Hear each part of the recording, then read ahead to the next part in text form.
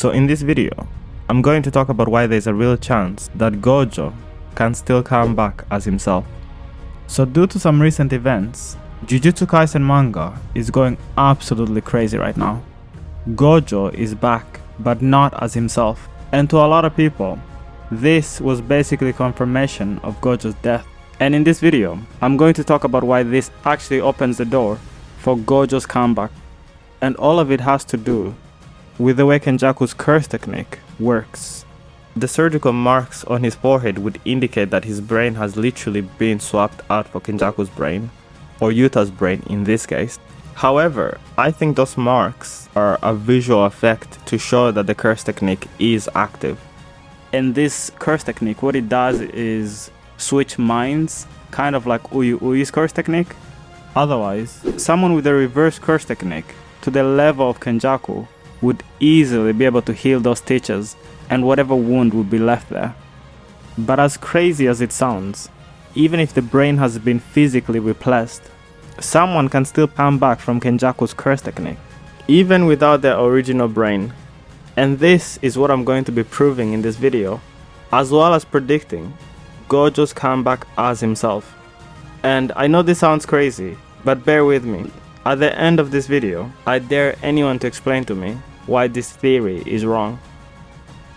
It's been clearly explained in Jujutsukaisen that a curse technique is stored within someone's brain, and it's this thing that is super personal to each individual.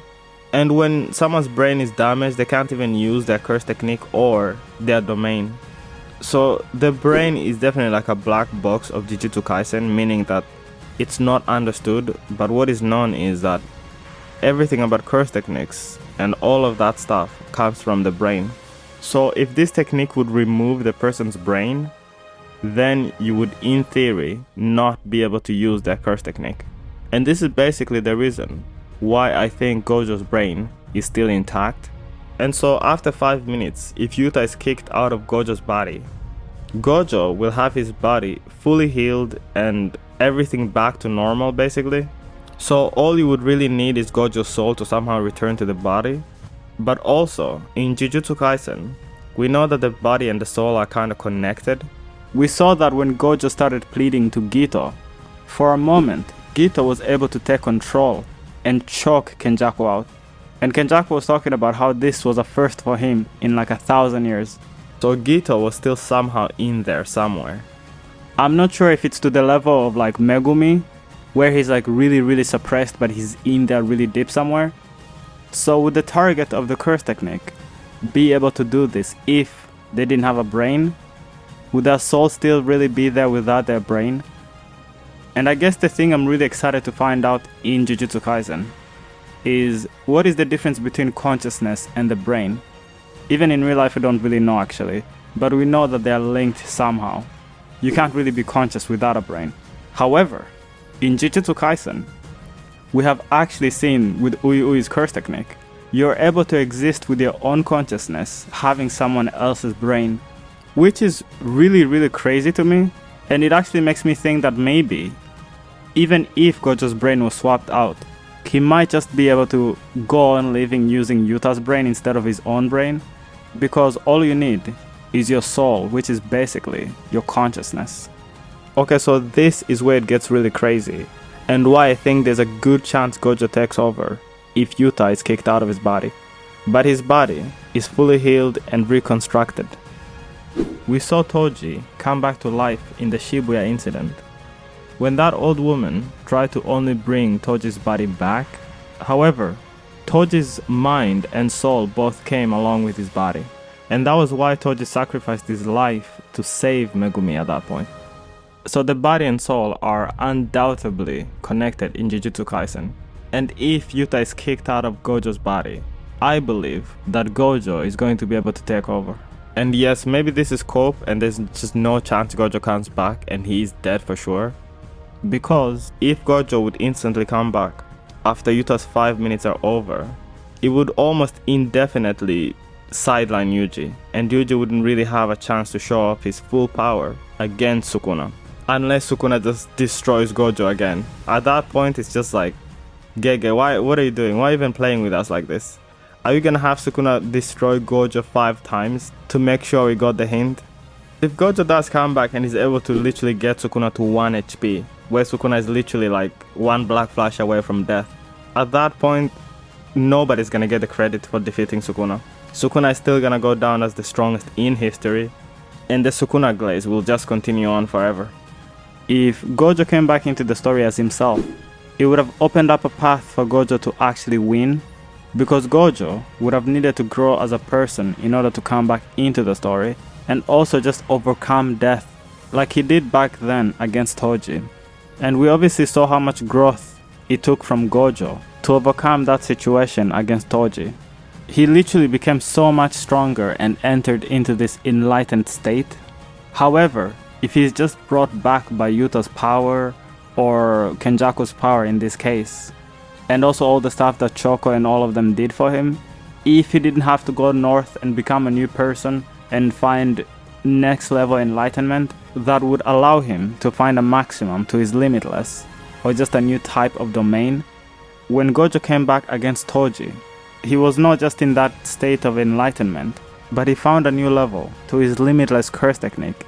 And then he unlocked limitless purple, basically for the first time in history. So that's the kind of thing that he could have done if he came back by himself. But we know if Yuta continues to be in Gojo's body, Yuta can't really improve and grow limitless the way Gojo would be able to do it.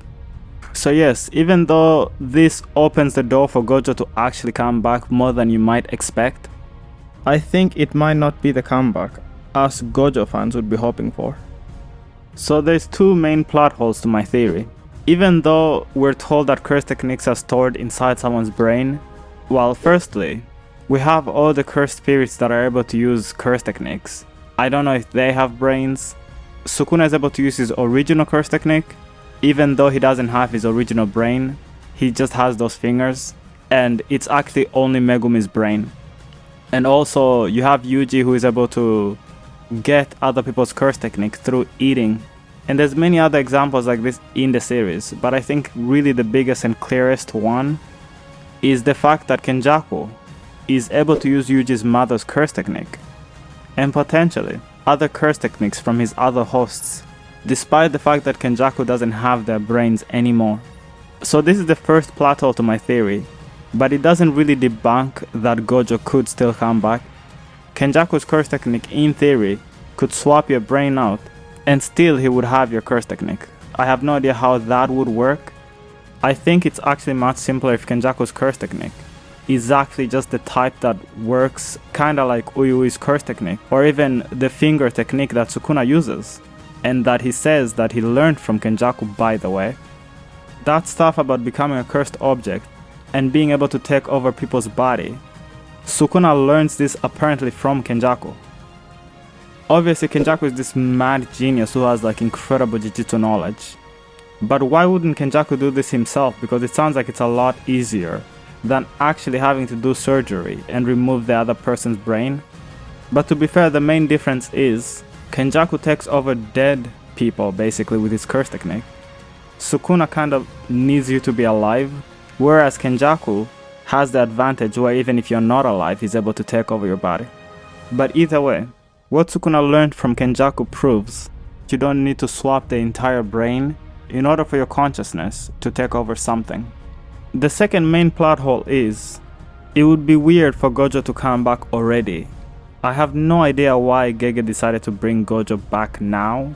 It would make no sense for Gege to actually bring Gojo back, only to just have Gojo lose again and we're back to the same spot and Yuji has to clean up.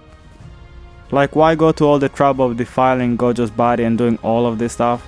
I guess maybe it's just to potentially show us another cool thing that could potentially happen. But at the end of the day, if the series is about to end, Yuji has to get his domain at some point. He can't just keep getting sidelined. And even if Yuji can't defeat Sukuna, I think we need to see them have a full uninterrupted battle. And I just think that the fact that we haven't seen that yet is similar to how it was when Gojo and Sukuna started. Gojo couldn't really win because Sukuna still had a huge role to play in the story. Sukuna had a lot of stuff with Yuji, Kashimo, and a lot of other characters. He literally could not lose. He had plot armor. I think even now Yuta is in that same situation, and if Gojo would come back, he would be in that situation, and that would make no sense. However, there's one way that Gojo could still come back with all of this. Gojo comes back and defeats Sukuna, and then you have Yuji, Megumi, and all the other students actually take on the merger or the final boss of the series. And in that instant, we would get to actually see Megumi also shine. We would get to see his completed domain, as well as Megumi's final Shikigami, and also potentially Nobara as well. And it would be in this framework that we would actually see Yuji's domain and all of his abilities come together. So you guys let me know what you think, and thanks for watching this video. Please drop a follow if you enjoyed the video, and see you in the next one.